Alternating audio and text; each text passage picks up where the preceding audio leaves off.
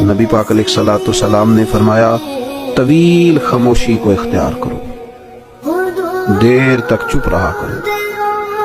فرمایا اگر تم اسے لازم کر لو گے تو یہ چیز شیطان کو بہت زیادہ پھٹکارنے والی ہے، دور کر دینے والی ہے، اور تمہارا طویل ٹائم خاموش رہنا، لمبا وقت چپ رہنا تمہارے دینی کاموں میں تمہارا مددگار ہوگا۔ حضرت ابو ذر غفاری رضی اللہ تعالیٰ عنہ نے عرض کی یا رسول اللہ کچھ اور فرمائیے، تو حضور نے فرمایا بہت زیادہ ہنسنے سے بچو، کیونکہ بہت زیادہ ہنسنا دل کو مردہ کر دیتا ہے اور چہرے کے نور کو غارت کر دیتا ہے۔ کہتے ہیں میں نے عرض کی یا رسول اللہ کچھ اور فرمائیے، تو آپ صلی اللہ تعالی علیہ وسلم نے فرمایا تم حق بات بول دیا کرو،